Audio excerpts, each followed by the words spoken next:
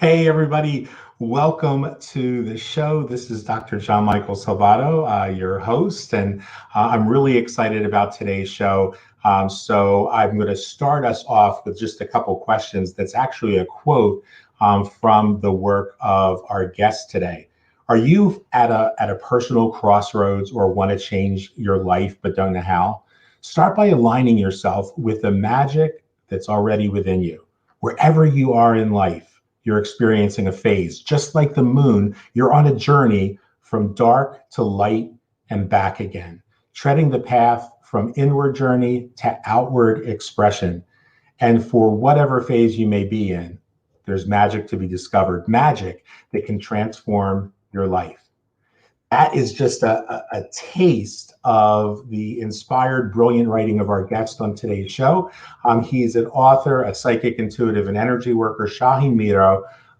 We'll be talking about his latest book, Lunar Alchemy, Everyday Moon Magic to Transform Your Life, when we get back.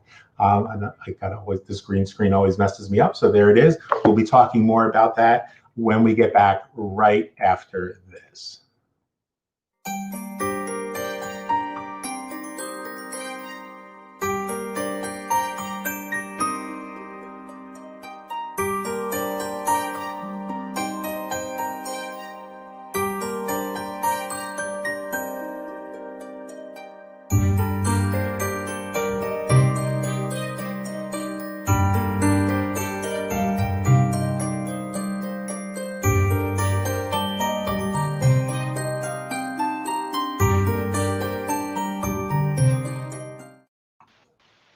And we are back, and I screwed up in a big time way. So I have got to get a link over to my co-host Shaheen. So give me 1 second. The link obviously did not go through.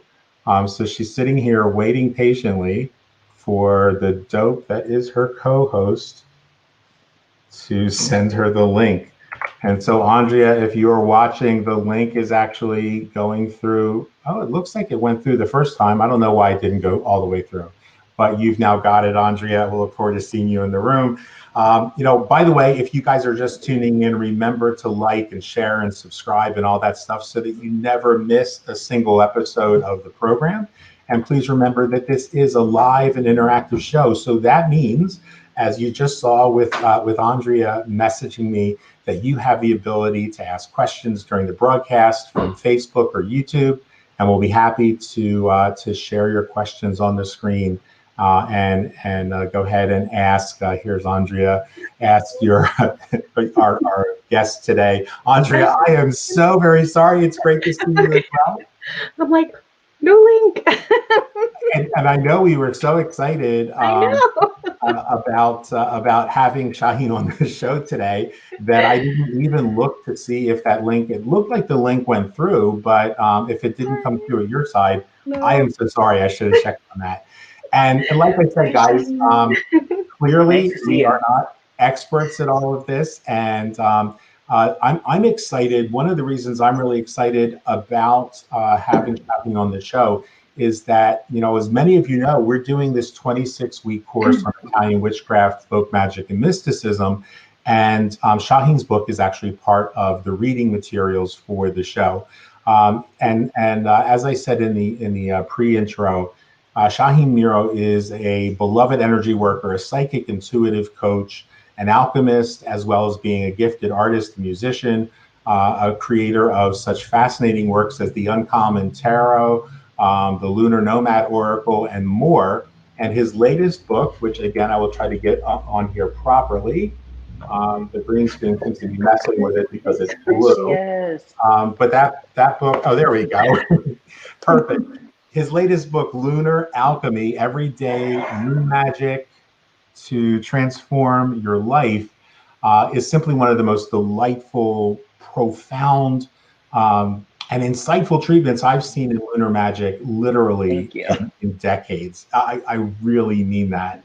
And so, join me in welcoming Shaheen Miro to the show. We're so glad you're here. I know. Thank you so much for coming on. And I feel exactly the same way. The minute I opened it, the minute I even just, from a very peripheral, when I got it in the mail and I opened the package and I'm like, Well, it's beautiful, number one. But then, of course, I went inside, and the depth of it's beautifully put together. You've done such a comprehensive job of everything. And also, Thank I you. feel like even for someone who's brand new to all of this, to someone who's been, doing it a while, it felt like home.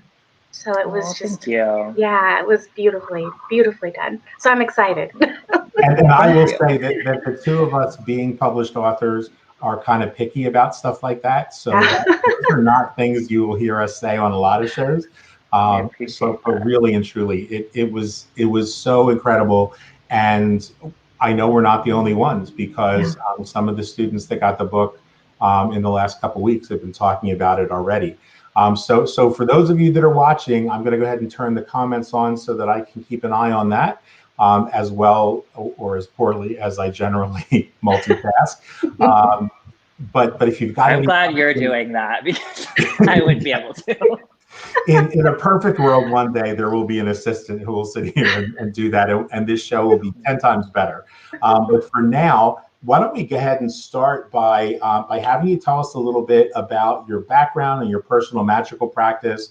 And for all of our viewers, I just told Shaheen before the show, and Andrea, you'll laugh because you know that this happens to us all the time. It just so happens that not one, but two packages that UPS has been dragging their feet delivering are now in my neighborhood. So if I go off the screen, don't sweat. Doorbell. I know you'll carry the show while I answer I this. will. No But problem. Shaheen, tell us a little bit about your personal background and your magical practice. Yeah, so my history with magic and divination really began um, when I was a little kid. So when I was about 5 or 6, my mother began teaching me how to read tarot.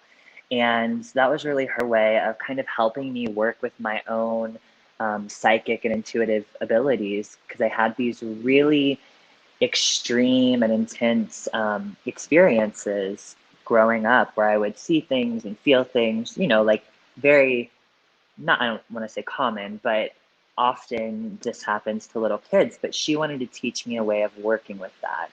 And so that was how my journey with tarot began. But my mother herself is just a very magical lady. And so I was really raised in an environment that was open to all sorts of spiritual and religious backgrounds. So we did so many different things. I mean, I went to Native American powwows and pagan celebrations. I have an amazing story about a woman who, when I was a teenager, we went to this pagan celebration, and I found this woman in the woods making floral crowns, and she was naked. Like these are just kind of the things that happened in my growing up. Um, my father's also from the Middle East, and so there was an element of that came into play as well. That was where I learned how to do coffee reading, which translated into tea leaf reading. And as we were talking before the show started, my grandmother is from Appalachia, from a place called Peach Mountain. And she also would share little, just not even, she didn't call it magic or witchcraft necessarily, but she would share little things about the fairies and the angels. And so I just always lived in this very magical world, and it was fostered in me. I love that. That's very similar to how I kind of grew up as well. And my dad's also from the Middle East. He's from Iran. Yes. So, um, yeah, that whole magical, especially starting when you're 5 or 6, when Mhm. that's similar also to our Italian side with Gianmichael. Usually that's right about the time when you can kind of bridge the gap between the child who's still what they call dreaming, and then the child who's experiencing Yeah. and how to work with that. So that's your mom. I love her already. She's she's amazing. She is definitely amazing. And I think what you said is so important because when we're at that age, when those kind of things are nourished in us, then there's no disconnecting from it, Yeah. which happens to a lot of people. Not to say that that makes it necessarily easier or that you don't have like learning periods that you have to go through. But I do think that for me, I always had this openness to it. It's always been a part of me. And I'm very thankful for that, and I know that that's different from other people that I've talked to, especially people who are much older. Because I have lots of friends and peers who are a lot older than I am, who talk about how they found tarot or witchcraft or spirituality when they were in their like 40s or their 50s, and how that was like a almost an awakening of sorts. And I find that equally as fascinating. Oh Well, yeah. Yeah. I wanted to pick up on something about your personal path, and I've got to tell you that for me as a non gender conforming, non-binary person, just that the thing I think that just captivated me right off the bat in reading your book was there was this feeling of somebody who actually gets what it's like to color outside the lines and to live on that periphery where we can dance in both worlds. And so many articles, so many books out there, especially today, talk about starting all of your lunar workings, depending on the article, on the new moon or on the full moon, and they're really rigid and really fundamentalist. And one of the things that I think Andrea and I talked about, it just resonated so deeply with me, is that you talk about starting your workings on the waning moon.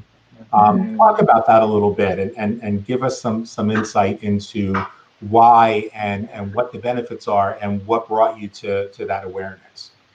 Yeah, so that is a difference in this practice. And I think it's something that maybe some people will have resistance to. And I want to back up and say that my understanding of working with the moon is not so much based on like astrological signs or any of that. It's very much about the natural magic of witnessing the moon, feeling how it is affecting you, and using that as a way to move through your life. And so working with the waning moon as the first phase really came from my own personal experience with shadow work and understanding that if you're wanting to manifest something in your life, and I think this is like a fundamental for all types of magic, if you're wanting to manifest something in your life, you can't just work on creating something that isn't there, because you have to ask yourself, well, why isn't it there? What is the block, or what is the space in between where you're at now and that thing that you want? And so the waning moon is such a beautiful time to understand not just the blocks, or as I call it, the shadow, but it's also a good time to just go inward and not do anything. It's a time of really being and being receptive and just allowing yourself to receive whatever it is that you need to be aware of, that you need to understand, because those are the building blocks. Those are like the foundation that the rest of your magic is going to be laid upon. That was one of the first things that struck me too when I opened your book. And I always do, like I told Gianmichael when we were talking about it when I first got the book, and no matter what book I get, I always just immediately do my little bit of bibliomancy, and first page you open, read.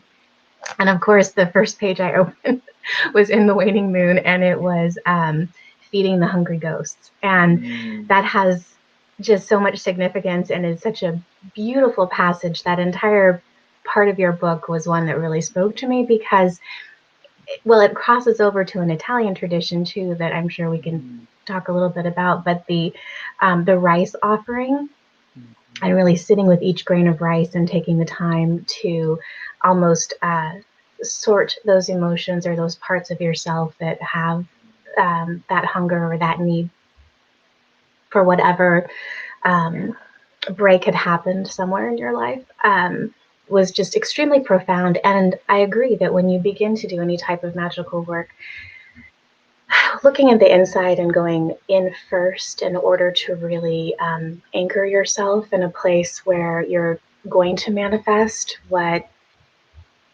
will be beneficial to all is deeply important. It's like you said, starting off from a very good foundation. But that was the first page, and I absolutely loved it because we do a similar thing with the linketti, where we leave out little bowls of rice or grains of salt. So they're occupied counting them while we can do other things. Yes. Yeah. And isn't that beautiful that there are traditions in there are, I guess, ceremonies in all different traditions that kind of speak to that same, They all um, overlap.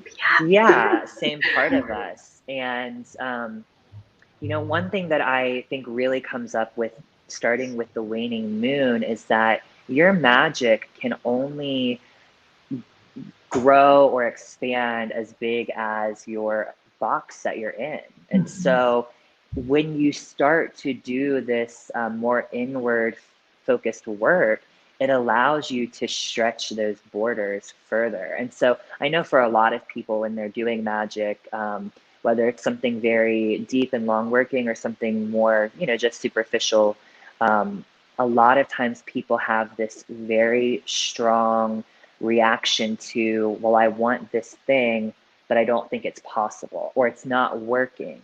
And I think that comes from not understanding what's behind that. And that's what the waning moon is all about. So I love starting with that phase. And I love the epiphanies that people have when they work with that, because not only is this a practice that I have done that I do myself, but this is a practice that I've worked with groups, small groups, and just seeing how they go through those ceremonies and those practices and work with that information.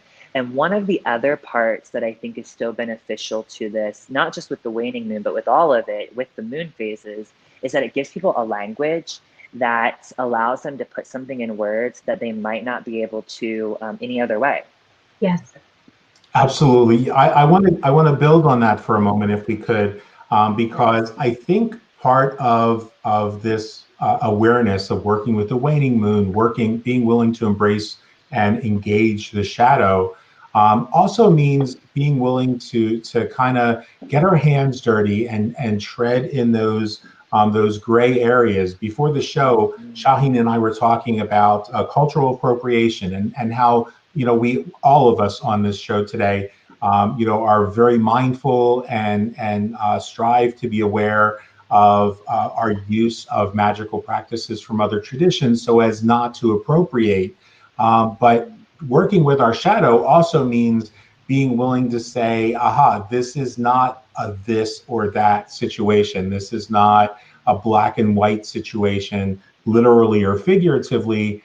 This is an opportunity for us, for me personally, that came about, and we've talked about this on other shows, looking at how when Italians from southern Italy, from the Kingdom of Sicily, which includes southern Italy and Sicily itself, came to this country, in one generation, our skin tones lightened 3 to 4 to 5 shades, and I believe that was kind of almost an embarrassing alchemy that took place because we knew how we were being treated.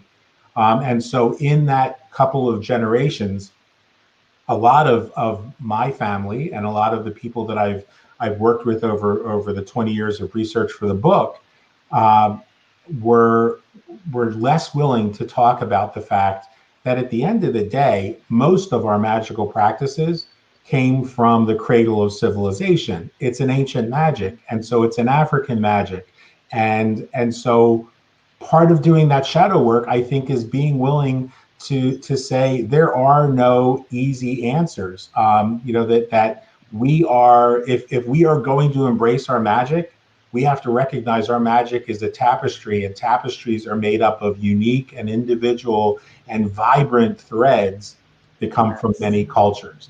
And so while I'm before I allow you to speak to that, Shaheen, I wanted to put up a comment from a good friend of the show, who's in London. We've got people watching from South Africa, from London.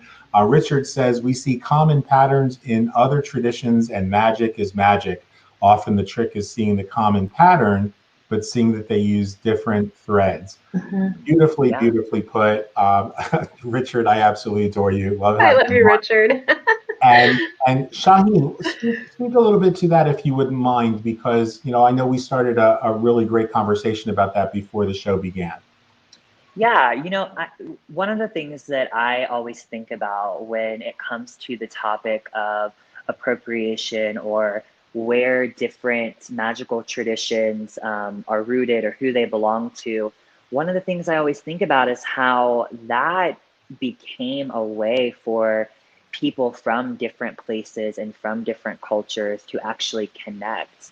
And so before the show, we were talking about it in the context of Pennsylvanian, Pennsylvania Dutch powwow and hoodoo, conjure, and how there is all of this intersection. And one of the ways that I was talking about that is the 6th and 7th books of Moses, which are used a lot in hoodoo, but they actually come from, or they were introduced a lot by those Pennsylvania Dutch powwow practitioners.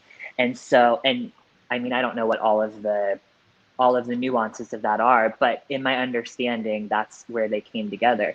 And the thing that I love about this is when we look at history, when we look at how magical practices are passed along, usually they're passed from one group of people to the other because they recognize, oh, I do this, you do this, it's kind of the same. Here, like try this. And it's a way of actually making connection, not division. And so I think that's such an important thing to remember. And then to Richard's comment, for me, magic is not just about the like the ritual of it, but it's the artistry of it. And I think that's really the beauty of our personal practices, is that we can take things from all these different places and we can create something that is uniquely our own, that we can then share. And how we work magic is just as much of an expression of who we are as anything else. And I mean, I don't know about everybody else, but my mom would always say you can't do art wrong. So, as long as you're being authentic, you're bringing yourself into it. So I think the same thing is true with magic. And I think that's an important distinction to make. And also, why would you want to do someone else's art or someone else's magic when you have all of these things within you that make it even more powerful when you can just be all that you are and then connect with other people and exchange exactly as you said. I mean, it's just so much more authentic and so much more beautiful when you let yourself unfold and really expand. And I just absolutely loved that you started the book off that way, because it's going to give everyone so much more of an opportunity to really grow and expand upon their beauty that they have within. Yeah, and that's so much what I want. And I think even just saying that, it kind of hints at the importance of the moon part of this, because the moon is powerful not just as an energetic force, but the moon is powerful because of what we can see within ourselves through the moon. And I think that's the same thing with like when we admire someone, or when we when someone inspires us, we recognize something in them that we know is within us, and maybe it's more expressed in them. Maybe they're able to be more fluent about it or more open about it, but that's part of why we're drawn to it. And I think the moon is the same. Like, she is powerful because she shows us that we're powerful. And that's why I talk about the inner moon phase as well. And I love that you use the concept of the moon being a mirror. Sorry, Gianmichael. The moon being our mirror in that sense throughout the book. That was just a beautiful concept. And just to kind of reiterate that feeling, Lisa is commenting, it's a beautiful concept. Magic, like art, is self-expression and a way to connect to others, to recognize similarities, and to, I think, thank you, Lisa, for that. And I think to not just recognize our similarities, but to celebrate our diversity too, celebrate that difference, because that makes the journey so much more magical, so much more interesting. And Andrea, you just started to touch on something, and actually, Shaheen, you started to say it. Another fascinating topic in the book deals with recognizing that our work with the moon is that mirror. It is that opportunity for us to engage our inner phase with the current moon phase. And I think that might be something that a lot of people in pop culture witchcraft have never really started to consider, because there's sort of this fundamentalist focus on, oh, it's all about what's happening with the moon. You can't do that working now. You're going to have to wait till, wait 2 weeks. My grandmother would say, when there's a fire, if you don't have water, piss on it. Right. It loses something from the Italian to English, granted, but it's that thing of recognizing your coming into your power, and recognizing that our relationship with Luna is deeply personal. And what mother is going to tell their child, no, hon, I'm sorry, I can't help you and for another 6 days. So talk Right. a little bit about that, engaging your inner phase versus your current moon phase. Yeah. So first I want to say that magic in and of itself, I mean, now we have this beautiful, like you said, sort of pop culture um, of what witches are and what witchcraft is, which I mean, a lot of that I love. But we have to remember that magic was not born out of aesthetic. Magic was born out of necessity. And so that's one thing that I love about folk magic, is that, your altar is your kitchen table, or, like all of the things that you do in regular life are the things that you're doing in magical life as well. So it really becomes not a practice, but it becomes a way of living. And I think that that goes into this whole idea of recognizing your own interface. So one of the ways that I really started with this process was by my mom. We would just go outside and we would look at the moon and we would just talk about how we felt, and we would, light candles and just kind of perform very organic magic in that sense. And what it started to do for me as a child was recognize the ebb and flow of my own energy. And I think a lot of people, um, I'm not going to say that they don't recognize it, but they don't really work with it. So many times, what we want is to have the opposite of what we're experiencing, and you actually lose power in that. So, if your energy is waning, if your energy is in that sort of drawing inward and kind of winding down, and you're like, I don't like this, I'm going to resist this, I want to be like doing the damn thing, well, that's actually going to work against you. I'm not going to say that in all instances it will, but I mean, to me, that's just very logical, that if you don't have the energy and you're trying to muster the energy, it's probably not going to make sense. But if you recognize, well, my energy is waning, how do I utilize that? What are the gifts in that? And I think the moon does a great way of showing that to us, like just visually as a metaphor, we can see this happening. So regardless of if you even know what the phase of the moon is or what the name of it is, you can watch it. And that's how people learn to work with the moon anyways. I mean, that's how we learn these practices.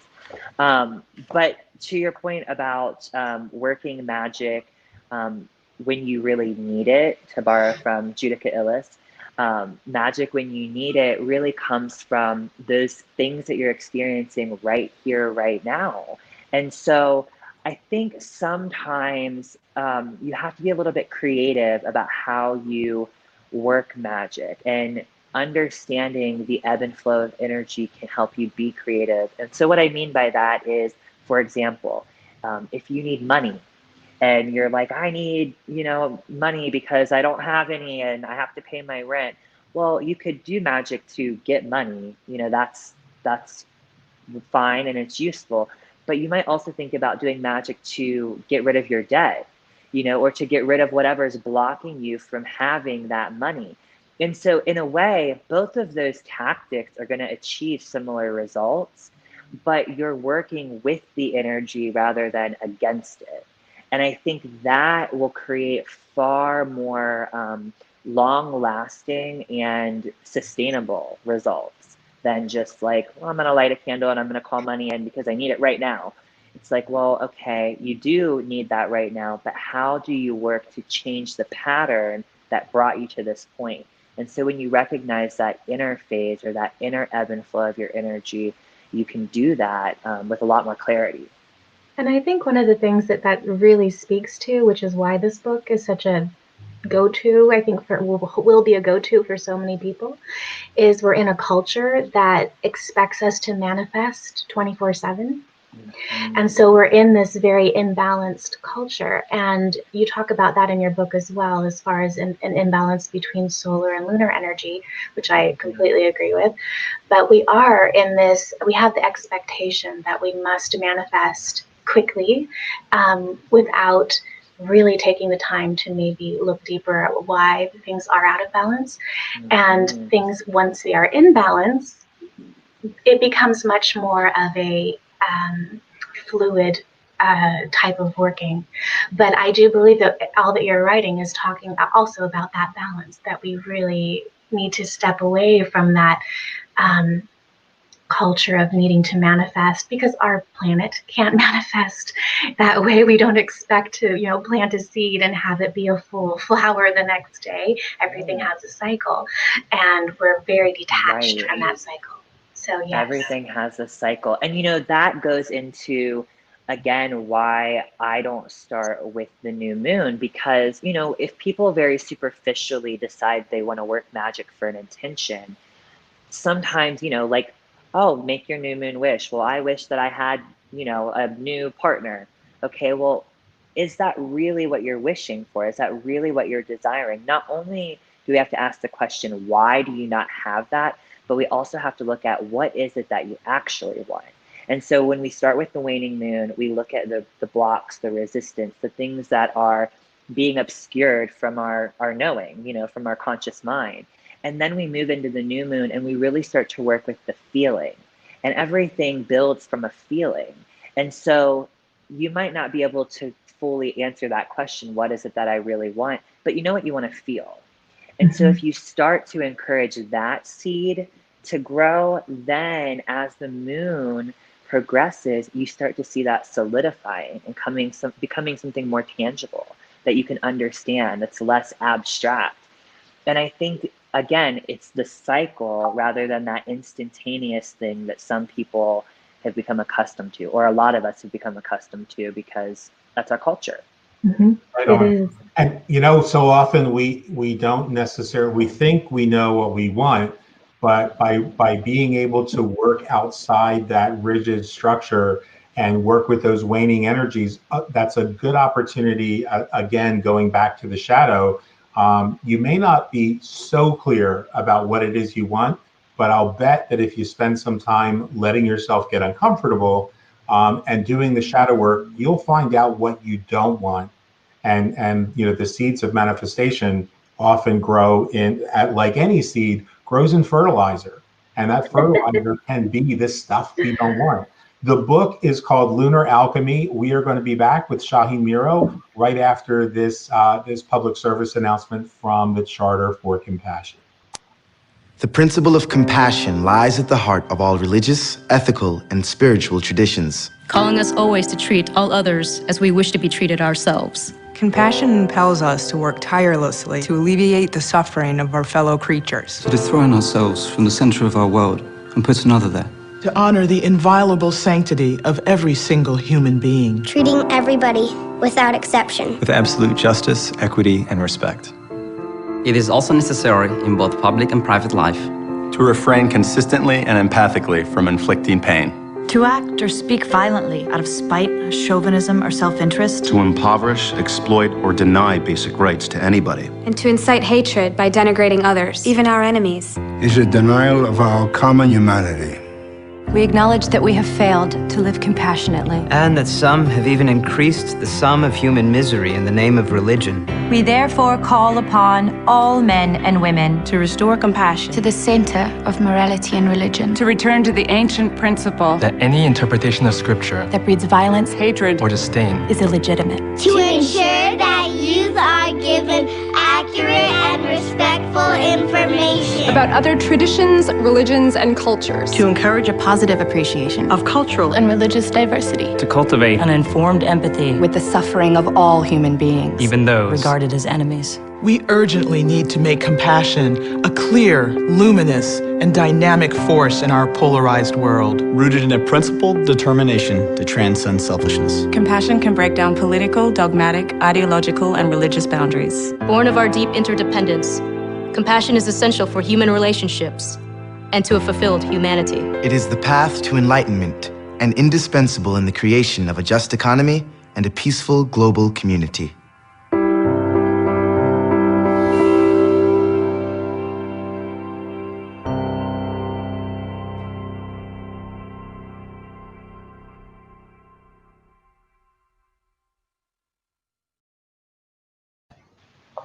And welcome back to the Masca and the Mystic. Our special guest on today's show with Andrea Savar and I is Shaheen Miro. The book is called Lunar Alchemy: Everyday Moon Magic to Transform Your Life. And Shaheen, I wanted to talk about something else before we run out of time today, and that is that some of the other work that you've done that's really impressive.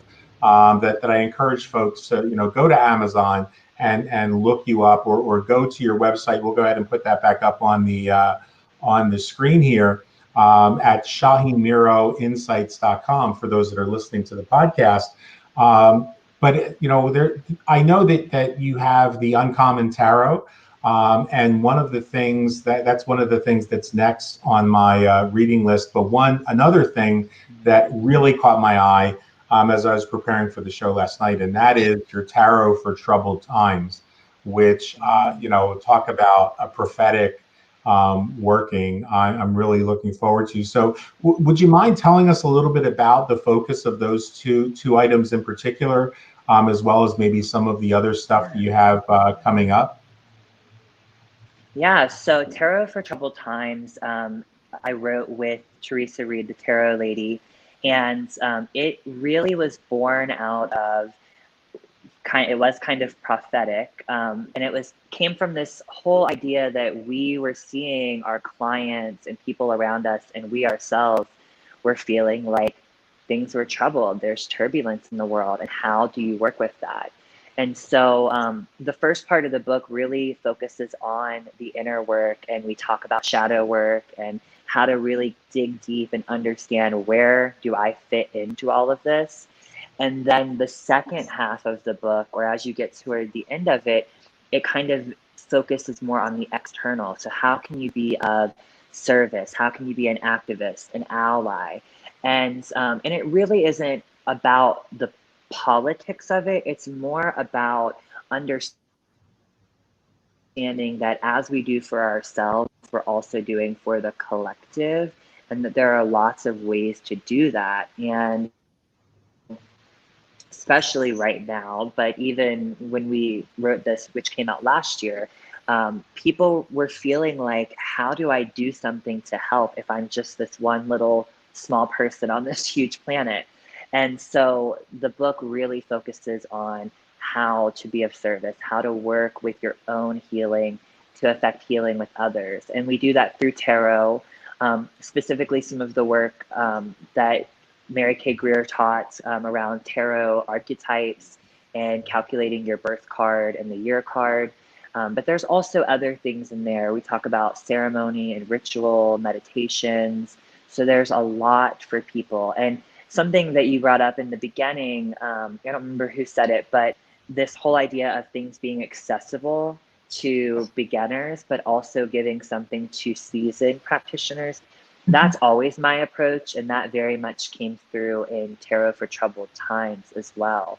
It was really for everyone, regardless of where you are at on your path and your journey. And the Uncommon Tarot is, it's a tarot deck. I have one here. It's this beautiful silvery deck. And this is my contribution to the tarot world. I love tarot as a language. It's a way that I read intuitively or psychically. So I don't really look at the cards and use like prescribed meanings or book definitions. They're really alive and active to me. And so when I created this deck, I allowed the artwork to really come to life in that way. I sort of feel like the cards tell me what they want to become. And what I wanted to do was convey an uncommon perspective of tarot, one that was inclusive of cultures, time, space, gender, identity. It's not really making a point about that, but just sort of creating a space for that to be there. I feel like a lot of people, when they look at decks like, you know, the Rider-Waite-Smith, they feel like, oh, there's just a bunch of like white European people, which, you know, I think that has its place, but the uncommon tarot is really about you finding your own story in the cards. Well, now I have things to add to my list of the wish list to be buying this week. One of the other things, and I can't wait. One of the other things too, before I know we run out of time, is because we talked about how you begin with the waning moon. I also wanted to talk a little bit about. I believe it's in the new moon section, or maybe leading up to the full moon. But you talk about the union between the hungry ghosts and the shining ones. And I love that concept. We talk about that in Stregoneria a lot, and also in Persian traditions, but that not banishing necessarily the hungry ghosts, but creating a union between them, so there is not this dualistic separation. There's more of this balanced oneness. Can you talk a little about that? Yeah. So, you know, the whole idea of a hungry ghost, and the reason why I use that as the metaphor for the shadow, is that our shadow self, or our shadow parts, are like ghosts that are seeking, they want expression, they want to find peace, they want to be heard, they want to be understood.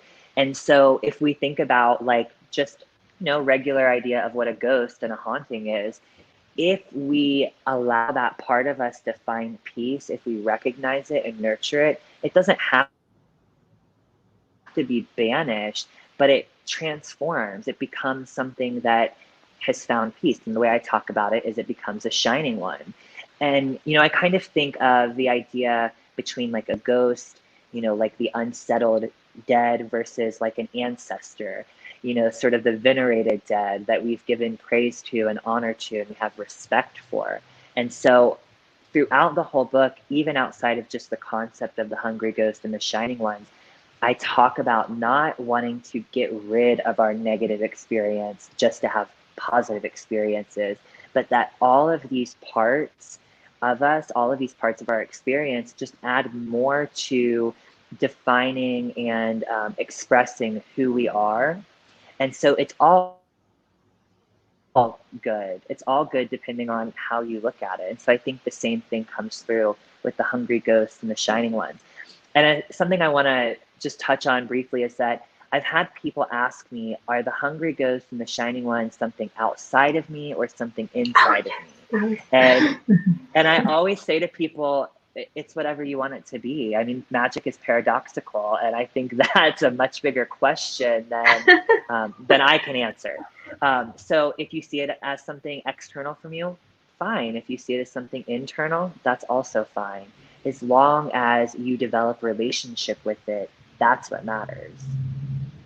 Right on. And you know, I love that you create that space for people to be able to have their experience, because wherever you are in your journey, from my experience, is going to determine what the answer to that question is. And so when somebody will ask me that, I'll say, you know, I can't tell you if it is inside you, outside of you, part of you, you're part of it. But you can find that out, and that's part of the magic of the journey itself. I know that we're running out of time, and we could probably spend another couple of shows with you. So we certainly hope you'll come back.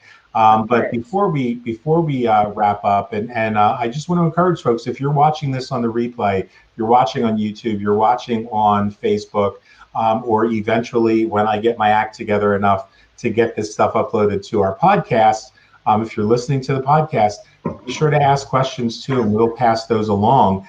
And we've been posting your contact information on the screen. And of course, you're going to be with me and about 100 other people at WitchCon 2021 in March with close to 100 presenters, literally from around the world, with Christian Day and Brian Kane as our hosts.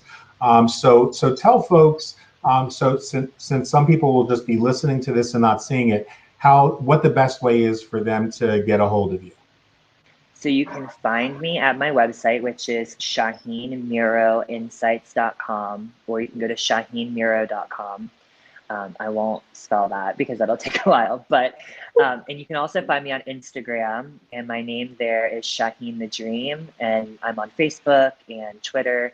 So I think I'm the only Shaheen Miro out there. So type me in, you'll find me, and send me an email, leave me a comment. I love to hear from people, and I love to see how people are engaging with the information that I've shared, either in our conversation or in the book itself. So find me. Excellent. And so there are just so many other comments that have been up. Some folks posted really lengthy comments that won't actually fit on the screen. So I know that Shaheen and I just connected on Facebook before the show, so he'll have access to my Facebook wall, and he'll see that on the timeline. Penny just said she bought the books. It was great. Thank you. Can't wait for WitchCon. Lisa says she reads cards similarly. The images have information. I could never memorize the meanings. Yeah, it's really about cultivating those relationships. And Fender Bender says, great show. I myself need to work on fixing my blockages, not just try to manifest my desires. And yeah, absolutely. You know, folks, if you haven't read the book, you know, I really encourage you to do that. There are so many other things that I wanted to cover, and just you know, just to kind of tease you with some of my favorite parts of the book. You'll find information in here on how to unbind yourself from a difficult person using lunar magic. You know, how to settle restless sleep patterns and nighttime psychic intrusions. You know, you'll also find great information on generating prosperity and keeping it flowing by actually embracing and understanding the entire flow, the cycle of the moon, and how that inner cycle, you know, matches with or relates to our outer cycle. So I highly recommend the book. Since it'll mess up on my screen, Andrea, would you mind holding the book up? Not at all. Once again, it is called Lunar Alchemy, Everyday Moon Magic to Transform Your Life. Our guest, Shaheen Miro, thank you so much for spending time with us. And we you know, encourage you guys, as we do at the end of every show, to stay in the moment, because that's where the power is. That opens you up to the abundance and the perspective that allows you to see that not only do we are we free from what appears to have happened to us in the past, but we also kind of shift our perspective and recognize sometimes what we think happened in the past may not have been what actually happened. And it also frees us in this present moment to not obsess with what's coming in the future. It allows us to get in touch with that cycle, get in touch with that connection we have to Luna, to the mother, in all of her forms. And as we leave the program today, we are, during this troubled time, going to encourage everybody to do your part in less than 50 days and get out there and help make this a better world, if you're watching from the United States, by voting. Shaheen, thanks so much for being here. Andrea, I'll let you have the last word as you take us out. Well, I just wanted to say thank you again, Shaheen. It's absolutely beautiful, and I hope everyone gets your book. It is a wonderful companion to have, especially in this time. And I loved that your ideas of balance and exploration and using the moon as our mirror. It's just beautiful. Thank you, everybody. Thank you. Anything you want to say before we leave, Shaheen? You know, I just want to say thank you both for having me here, and for everyone that's listened. I appreciate it so much, and I hope you enjoy the book if you get it. Thanks. All right, everybody. We'll see you in 2 weeks. These programs happen every other Tuesday at 12 noon Eastern time. On behalf of Andrea and myself, we will see you soon. Namaste. A failed president, the worst economy in U.S. history, More Americans have died in this 4-month period than ever before. Donald Trump's response? Stop the election. He can't win. We voted during the wars. We voted in the Great Depression. We voted when civil unrest swept the country. Americans died for our right to vote. Americans marched for our right to vote. Americans were beaten and brutalized for our right to vote. Now a failed president faces defeat, with millions out of work and tens of thousands dying from his incompetence and neglect, threatening the very foundations of democracy. Donald Trump, here's the message. We will vote. We will defend America. We will throw you and your failed cronies out of office. The choice, America or Trump. The Lincoln Project is responsible for the content of this advertising.